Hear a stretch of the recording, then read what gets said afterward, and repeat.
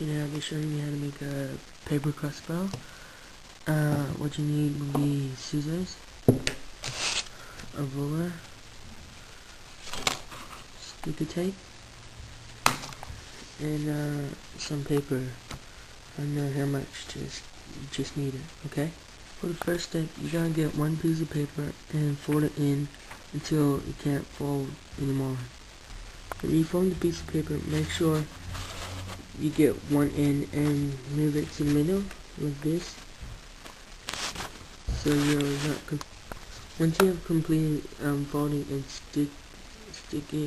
taping up the piece of paper, put it aside for a moment and get another piece of paper, measure the length of the first bit, then measure the half of the paper, then you're going to make it 2 times smaller than the first bit of the bow of the crossbow.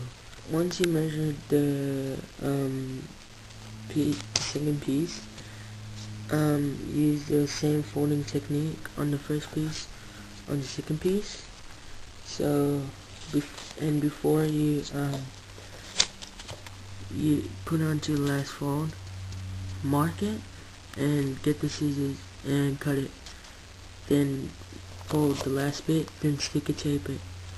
If that is done, you must mark the middle on both of the pieces and join those two middles together exactly and sticker tape them. So it should look like this. Once that's done, make 2 more, but 2 times less than the one before it, and use the same technique. For example, to make it smaller, this is 21 centimeters. Make this 2 times, like 2 centimeters less than this, 4 centimeters, and this one 6 centimeters. This technique, putting smaller and smaller and smaller pieces of paper together, makes it impossible for the bow bit to bend back. Now for the whole bit, for the barrel bit, you must put this aside and grab another sheet of paper. Fold this piece of paper by length, not by width, and use the same technique with the bow on this one. Measure 6 centimeters in from the end you want to attach to the bow, so you'll be able to, so you could stick it on without this end being larger than this end. For the barrel bit, you had to cut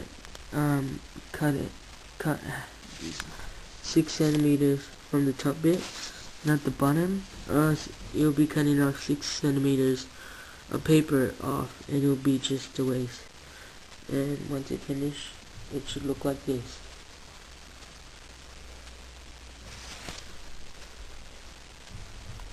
Once that's done, get another piece of paper, cut 6 centimeters off the top, and fold it with the same technique I showed before.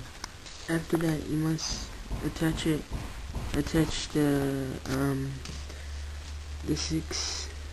second piece of paper underneath the first, so it'll be like a strengthener, and you fold the end bit so it could be the handle. For that's done, it should look like this.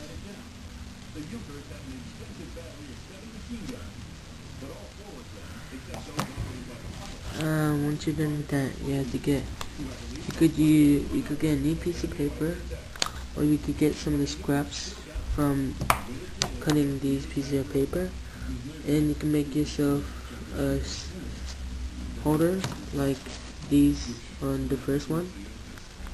Once that is done, you can make the string bit to launch the arrow, or as shown here, depending.